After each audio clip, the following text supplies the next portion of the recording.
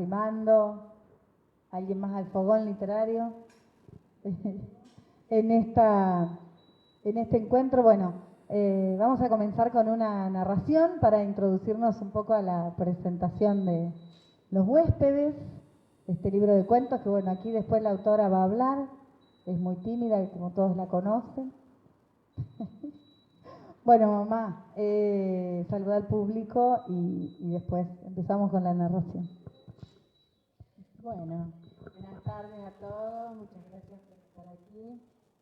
En realidad lo que vamos a escuchar son narrativas de un libro que, bueno, fue un sueño cumplido hoy, de muchos años que vengo dejando ahí con la letra, historias que transcurrieron aquí en nuestra localidad, en nuestro pueblo, historias urbanas de pueblos, que, bueno, por esas cosas fueron sucediendo y yo las fui haciendo historia de cada una de ellas pero con un poquitito de misterio. O sea que el pueblo porque es misterioso el pueblo que atrae a la gente, pero que después la gente de acá, por ahí, critica al pueblo chico, infierno grande.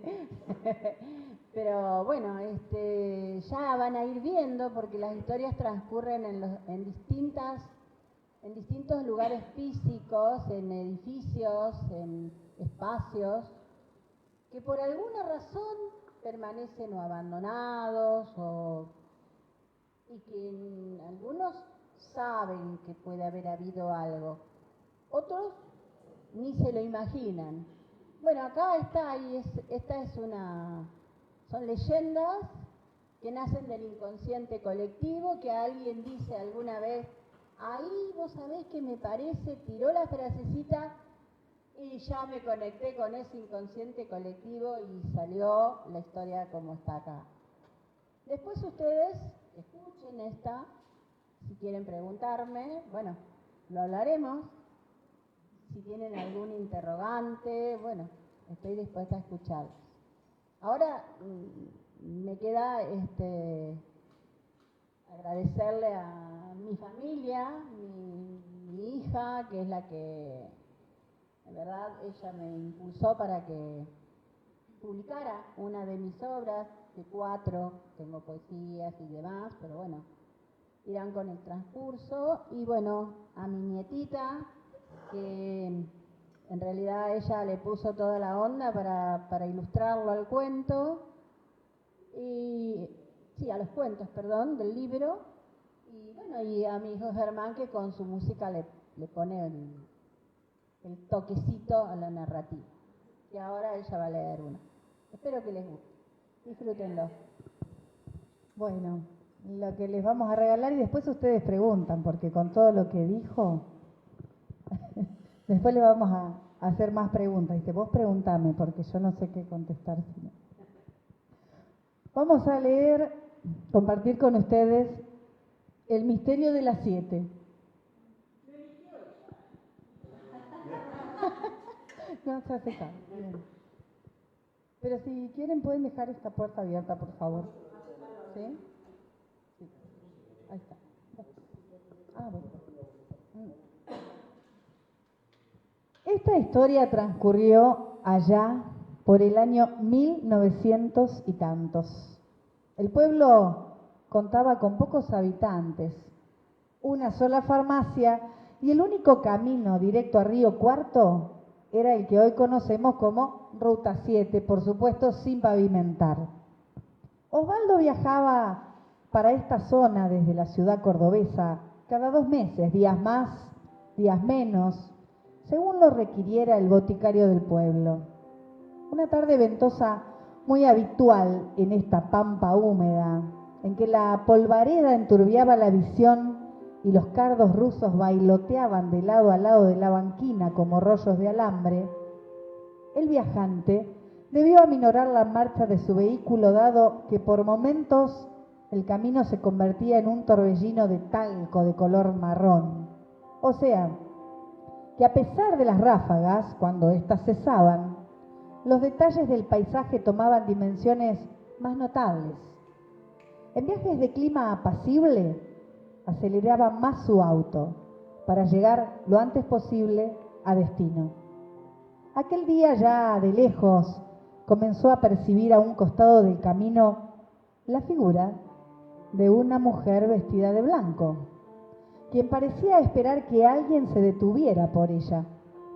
El viajante fue acercándose y en la medida que lo hacía corroboraba la belleza de la mujer, envuelta en un blanco inmaculado.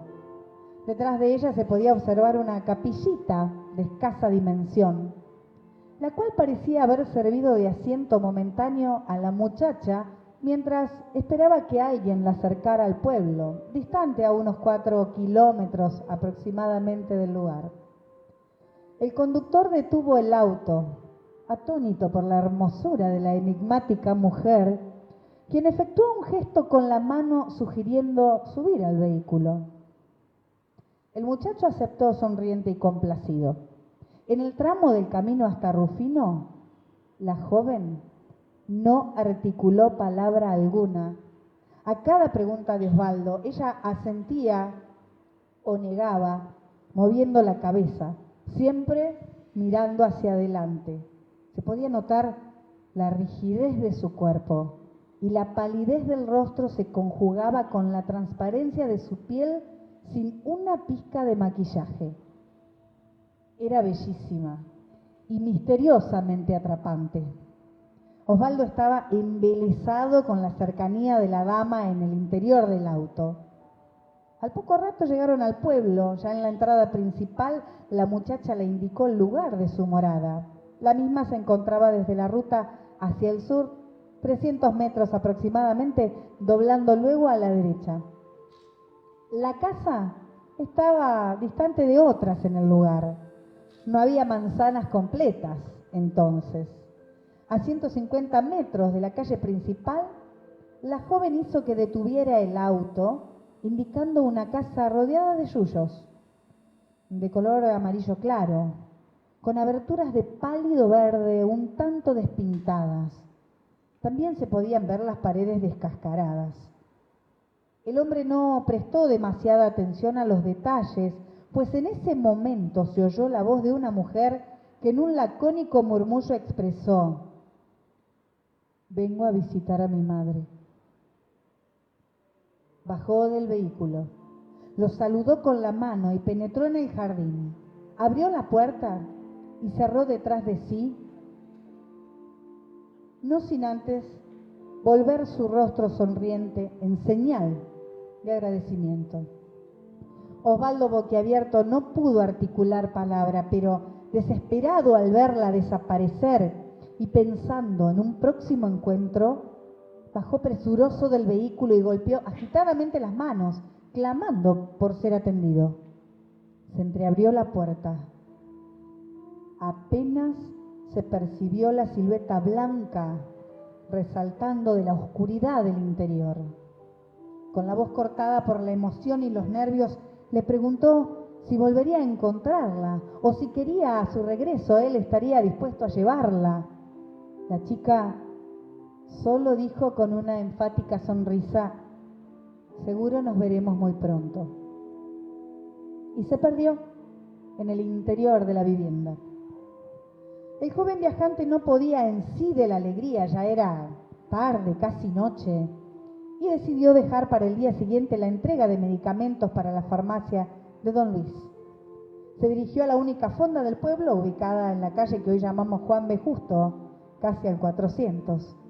Cenó liviano, el único menú del día, y se fue a la cama, ya que era inútil una salida en horas de la noche.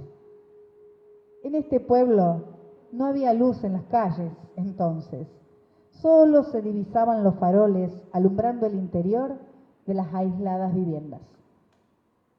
Pero en vano trató de dormirse. Dio vueltas y vueltas en la cama pensando en aquella muchacha del camino cuya imagen quedó grabada en sus retinas y lo acompañó en esa larga noche de desvelo. Cuando la luz del día se anunció a través de la ventana, Osvaldo pensó en levantarse y rondar por el lugar cercano a la vivienda amarilla, tratando de provocar un encuentro, aunque más no sea visual. No obstante, la ansiedad por vivir ese momento optó por dirigirse primero a la farmacia a entregar el pedido de don Luis y de paso trataría de averiguar con el boticario algunos datos de la misteriosa joven. Llegó al negocio y el farmacéutico lo recibió con muchísimo placer. Le hacía a todo lo que tuviera que ver con los primeros auxilios. Era muy consultado por los pueblerinos ante cualquier problema de salud que los aqueje. El médico venía una vez por mes desde la ciudad de Rosario, atendía por una semana, cumpliendo con todos los turnos solicitados para luego marcharse, dejándole previamente a don Luis alguna que otra indicación. Y éste procuraba con total responsabilidad de hacer las emergencias y suplir las necesidades básicas de los enfermos del pueblo. Entre mate y mate, la charla se hizo amena y confidencial. Osvaldo aprovechó, entre otras cosas, de comentarle que había conocido a una hermosa muchacha, la cual levantó y dejó en casa de su madre. Le dio detalle del lugar, sin pasar por alto el estado de abandono en el que se encontraba la vivienda. El boticario, una vez que hubo ubicado el domicilio, indicado tras la extensa explicación del viajante, levantó una ceja y mirando por arriba de sus anteojos de grueso cristal, exclamó: ¡qué raro! Esa casa, que yo sepa, hace años que está deshabitada desde su propietaria, después de sufrir una tragedia familiar que impactó al pueblo. Se marchó a Buenos Aires, a la casa de una de sus hijas, y nunca más regresó por aquí. Osvaldo se quedó pensando y concluyó en la hipótesis de que quizá la dueña hubiera venido unos días atrás y su hija llegó después de visitarla, o en su defecto puede que le haya dicho que venía de visita a la casa de su madre, aunque ésta se hubiera quedado en Buenos Aires. Sí, tal vez no interpretó bien lo que quiso decirle, pero no se detuvo más a pensar en el embrollo. Solo sabía que la joven estaba en esa casa y no veía la hora de volver a verla. Después de haber dejado el pedido en la farmacia, debía apurarse para llegar antes del anochecer a su destino, pasar la noche en el pueblo de La Boulaye y regresar finalmente a Río Cuarto, hecho que le llevaría 8 horas aproximadamente. Salió de la farmacia desandando el camino central que lo conducía a la salida de nuestra ciudad, aunque sus pensamientos estaban direccionados en el lugar donde horas antes quedara aquella muchacha misteriosa que le había robado el sueño. Dobló a la izquierda. Ni bien visualizó la vivienda y aminoró la marcha de su auto, no se percibía señal de gente por los alrededores y la casa permanecía cerrada. Puertas y ventanas sin vestigios de haber sido abiertas en algún momento. Todo estaba sumido en el silencio y la desolación. No obstante, no se desanimó, no conforme con la evidencia. Detuvo el vehículo y bajó del mismo. Luego de permanecer unos instantes entre la incertidumbre y la ansiedad, golpeó estrepitosamente las manos, cubiertas de transpiración, anunciando su llegada. No obtuvo respuesta alguna. No se escuchaba el golpeteo del techito de la chimenea, solo se escuchaba el golpeteo del techito de la chimenea azotado por el viento que ya comenzaba a sacudir los árboles y levantar la tierra de las guadalosas calles. No conforme con la ausencia de respuesta, ingresó por la entrada al jardín invadido por los yuyos hasta llegar a la puerta principal y llamó, golpeando con los nudillos de su mano dominante, mientras con la otra sostenía el pañuelo que secaba las gotas de sudor surcando parte de su rostro. Reiteró el llamado 1, 2, 3 veces. Nadie respondió. Decidió darse prisa porque el perro de la casa vecina distante, 50 metros, ladraba constantemente y atropellaba la verja que lo contenía, provocando un batifondo mayúsculo. Convencido ya de que en la casa no había rastros de gente, abatido y desesperanzado porque no vería a la joven mujer, subió a su auto y se marchó del pueblo, de regreso a su ciudad. Transcurrió 1 mes y medio aproximadamente, y Osvaldo debía llegarse hasta la Bulaye para la entrega de unos medicamentos. Pero decidió apurarse, pues calculando en demorar unas horas más podría llegarse hasta Rufino y visitar a don Luis, por si acaso registrar algunos faltantes de mercadería. En realidad era la excusa perfecta para tratar de lograr algún encuentro con la hermosa muchacha que recordaba todo el tiempo. La marcha de su automóvil era más acelerada que lo habitual, tanto que debió frenar bruscamente al momento de llegar al monolito, donde había levantado a la mujer por primera vez, ya que pareciera que algún acto vandálico había sido la causa de que elementos pertenecientes a la capillita se encontraban esparcidos y destrozados fuera de la misma. Detuvo el vehículo y se dispuso a juntar los objetos. Un portarretratos con foto tenía el vidrio hecho trizas, pero igual se observaba el rostro de una mujer que le pareció familiar o le recordaba a alguien. Igualmente no se detuvo demasiado a pensar. Tomó cuidadosamente el objeto procurando no derramarlo en el movimiento, al momento que sintió un dolor punzante en uno de sus dedos. Una astilla del vidrio le había atravesado la piel. Ordenó los objetos del monolito. En su interior observó un dorado estilete, pequeño elemento con punta, tipo puñal, para sostener papeles. El mismo parecía enclavado sosteniendo tarjetas conmemorativas y recordatorias de cada funeral. Miró por última vez la foto borrosa, la colocó en el interior de la capilla, a la vez que introdujo el dedo en su boca para detener la hemorragia, y subiendo al auto, retomó el viaje con un sabor dulzón que le dejó su propia sangre.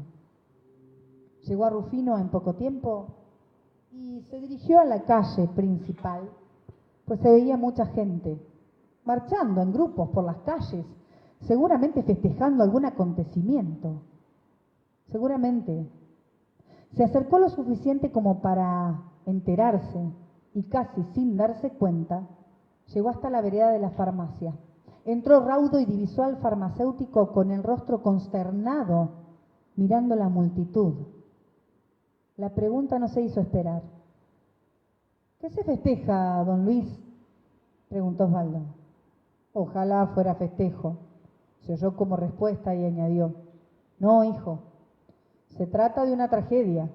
Es la 5ª víctima que sepultamos en el término de 5 años, hallada en el camino.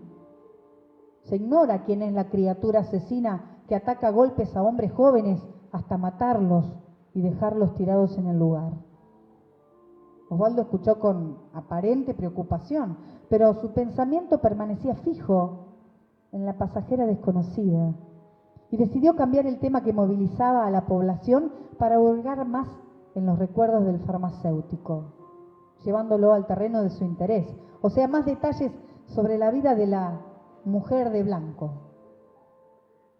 Don Luis abstrajo su mirada del tumulto de gente y mirando fijamente al joven comenzó su relato. Se trata de una familia compuesta por la madre y 2 hijas muy bellas. Una de ellas estaba de novia y cuando decidió casarse hace ya como 20 años, en medio de la ceremonia el novio la abandonó, dejándola sola en el altar ante la sorpresiva mirada de todos los invitados. La niña huyó avergonzada y despavorida del templo y corrió por el camino haciendo ademanes de parar algún vehículo en la locura del momento, aparentemente con de huir. En su defecto, de perseguir a su amado que escapó arrepentido, quizá de dar el gran paso de unirse en matrimonio. Tan enceguecida estaba la joven novia envuelta en una crisis desenfrenada que al aproximarse un arco de sangre, distante a 2 kilómetros del pueblo, y agregó dirigiéndose al visitante: «Usted pasa siempre por allí, según creo. En el lugar existe una capillita en homenaje a su memoria. ¿La vio?» «Sí, la vi», respondió lacónicamente el viajante. «Es más, hoy mismo acomodé unos objetos que le pertenecían al monolito. Estaban tirados afuera del mismo, tal es así que me corté un dedo acomodando el portarretrato», exclamó mostrando la venda que cubría la herida. Hizo una breve pausa. «Don Luis, no lo entretengo más. Espero que hallen al culpable de tamaña atrocidad lo antes posible. No quisiera tener yo un encuentro en el camino con semejante asesino», exclamó con sorna, y se marchó despidiéndose sin preguntar, un poco de pan y fiambre, y se preparó para picotear algo mientras conducía de regreso. Deseaba llegar a la Boulaye antes del cierre del comercio. Luego dormiría en esa localidad para retornar al día siguiente a su ciudad. Condujo por la calle de salida de Rufino hasta llegar a la cuadra de la Casa Amarilla. Dobló hacia el lugar y pasó lentamente por la finca. La vivienda permanecía igual, sin señales de vida. Esta vez no se detuvo, resignado por no poder ver nuevamente a la bella muchacha, y aumentó la velocidad mientras saboreaba un trozo de fiambre que sobresalía del envoltorio. Salió al camino, emprendió la retirada, se perdió en la polvareda. Luego de andar un tramo, divisó la capillita a un costado de la banquina y recordó la historia trágica de la novia abandonada que le comentó don Luis. Decidió detenerse a mirar la foto de la difunta que anteriormente por los vidrios astillados no logró distinguir claramente. Bajó del vehículo, se dirigió al monolito, abrió la puertita y extrajo el portarretrato. Sacudió los vidrios dejando expuesta la foto de la mujer. Detrás escuchó un crujido, un viento helado y luego un silencio sepulcral. Alguien le tocó el hombro. Se dio la vuelta. Una mujer vestida de blanco, la que tanto buscó. Era ella. Miró nuevamente la foto. Quedó petrificado por el horror. Osvaldo no regresó jamás a Río Cuarto, tampoco a Rufino. Fue encontrado sin vida 2 días después en una cuneta con el rostro destrozado. Se dice que le extrajeron vidrios de la cara y un punzante y dorado estilete le atravesaba el cuello. El monolito ya no existe en el lugar, pero en noches de luna negra, cuando el viento del norte juega con los cardos rusos, arrastrándolos de lado a lado de la ruta, una silueta blanca aparece de pronto, moviendo agitadamente los brazos en señal de ayuda. En el sector se siguieron registrando muertes inexplicables por mucho más tiempo. El que no sabe la historia puede ser una probable víctima. Tú, que ya la sabes, estás a salvo.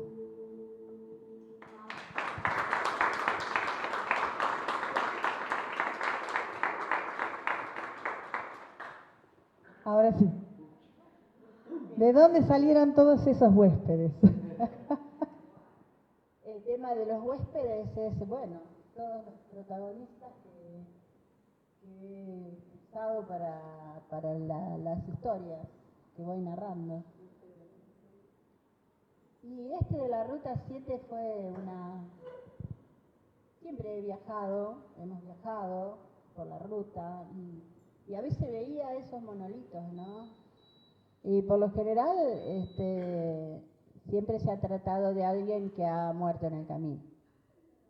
Bueno, pero yo lo asocié al cuento de la mujer de blanco, que aparece en otras historias también, de cuentos urbanos. Y bueno, también hubo personas que me dijeron que eso, lo que yo cuento ahí, existió en una oportunidad.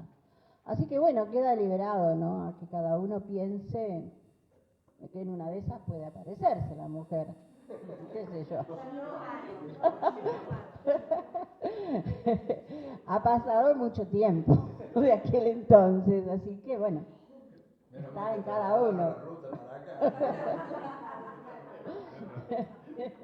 Así que bueno, no sé, esa es la historia de esta, de la mujer de blanco. Y yo cada vez, es curioso, pero cada vez que escucho, y más si la narra otro, como la ha leído ella, mis personajes cobraron vida en mí. O sea que es como que está muy vívido y es como que para mí existió ese tema. Son mujeres de tu cabeza, digamos, ¿no? Sí, o de mi alma quizá, que es la que busca, como dije, en el inconsciente colectivo de aquel viejo muerto psicólogo Jung, que dice que todo está allá y toda la información está allá, y yo cuando me imagino algo aparece toda la información. ¿Cómo es escribir esa inspiración? ¿Cuándo empieza? ¿Cuándo empieza Olga la escritora? Y bueno, yo hace mucho tiempo, pero algo me motiva. No siempre me puedo poner a escribir una historia. O sea, hay 2, 3, 4 cosas que se van juntando y elementos y a veces también, ¿por qué no relatos de alguno que me cuenta una historia así medio misteriosa? Y entonces voy atando cabos, voy elaborando la cadena y bueno, y eslabón tras eslabón se va tejiendo la historia. No sé si alguien quiere preguntar algo. La explicación es, para contar un cuento es lo mismo que para escribir una poesía. Sale desde los sentimientos. Yo no pienso demasiado para escribir. O sea que mis pensamientos solo me sirven para ir viendo a ver cómo voy compaginando la historia. Pero todo surge desde otro lugar. En mi caso, no sé cómo escribirán otras personas, ¿no? Pero bueno. ¿Este libro son todos cuentos de misterio y de...? La mayoría son de suspenso y transcurren, ocurrió en la Ruta 7, bueno, hay otro que La Casa Encantada, por ejemplo, es el antiguo Monte Quintana, Abandonadas es la vieja estación del ferrocarril junto con la fábrica esa que permanece cerrada, hay otra casa céntrica cerrada que nunca se habitó y que bueno, y que no se habita y bueno, el parque, el cementerio, la estación del ferrocarril, bueno, he tomado distintos puntos donde ha aparecido siempre alguna energía misteriosa que quería ser anunciada. Preferentemente para leerlo a la hora de la siesta. No, sí, de noche. Por ahí el que es impresionable, no, porque está muy cerca todo. Ustedes lo leen y bueno, están en las cercanías todas estas cosas, ¿no? Olga, ¿cómo fue elegir? Porque creo que uno que te conoce, sabemos que hace un montón que escribís. ¿Cómo fue elegir estos cuentos? Siempre yo desde chica siempre me interesó mucho investigar lo que dice ahí, lo que es increíble, y yo necesitaba buscar una respuesta, siempre. A ver, ¿de dónde sale esto? ¿Por qué aparece esto? ¿Y por qué tiene que ser así? Bueno, en mi investigación, de hecho, van surgiendo cosas. Yo creo que esto le interesa a toda la gente, aunque haya mucha gente que le tema. pero es como que lo que no se ve a veces te causa esa curiosidad por decir, ¿y de qué se tratará? Si vos escuchás un ruido al techo, decís, ¡ay, será el gato! No, me tiraron un cascote, pero si salí 2 o 3 veces y el ruido es y no hay nada, ¿qué pasó acá? Entonces hay cosas que no se ven pero que existen.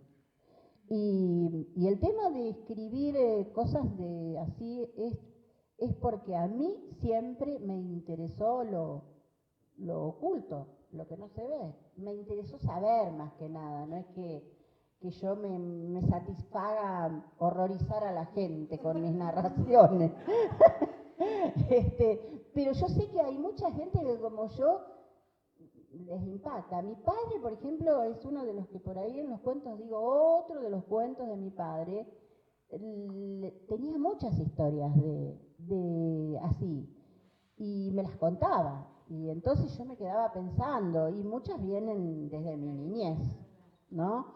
Son la motivación para, yo las trasladé a mi pueblo porque en realidad no es que sucedieron allá, pero es que son similares. Entonces, cuando yo he escuchado en una oportunidad, por ejemplo, el parque, caminando por el parque, han pasado fenómenos en el parque, que no es este que cuento acá, pero me lo hizo escribir en una oportunidad. Yo iba caminando por el parque y en momentos de mucho viento sonaba una rama del parque como un lamento.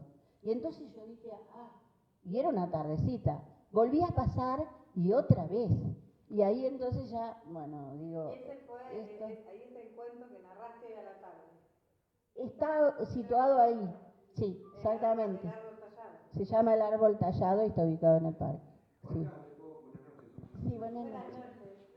¿Los personajes a veces toman decisiones por ustedes o las toman siempre ustedes?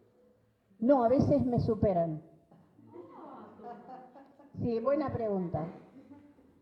Buena pregunta, porque los personajes a veces cuando yo lo escucho, lo leo, ya cobran vida y me emocionan. O sea, es como que estuve yo ahí, pero que son ellos. Yo fui testigo, pero ellos son los protagonistas de la historia. Totalmente. Reloj, por ejemplo.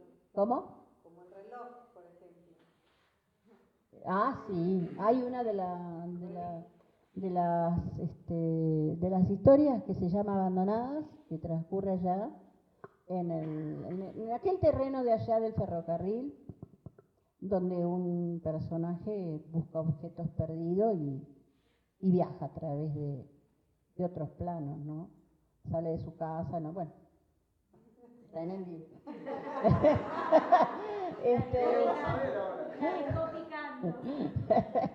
Pero bueno, sí, son historias que no se dieron una tras otra.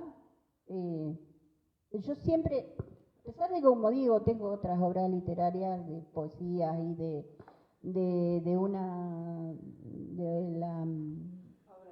la obra poética, y tengo una que por investigar viejas culturas y todo lo que a mí me interesa, de ahí que se me interesó por el tema de las terapias holísticas, que también tengo un libro de autoayuda que se llama El Conejo Atrapado, próximo a ser editado también.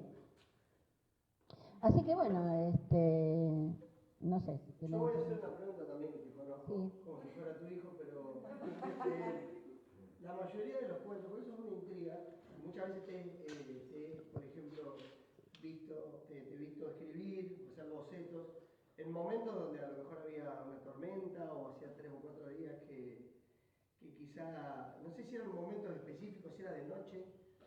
Yo lo único que sé que cuando a veces me he retomado un cuento que ha quedado y lo quiero continuar, depende de la noche y de la energía de la noche, me corren a mí también escalofríos por la espalda y eso que sé de qué se trata la historia y sé que lo escribí yo, pero por eso le digo que los personajes cobran vida o cobran una energía propia en mis cuentos, porque ellos ya dejan de ser míos, o sea, ya la historia pertenece a ellos. Por eso se llama Los Huéspedes, porque es como que cada personaje de cada historia es como que va teniendo vida y se va metiendo en ese edificio, en esa casa abandonada. Que ahí, por ahí Manu, es lo que ella está interpretando los cuentos, ella va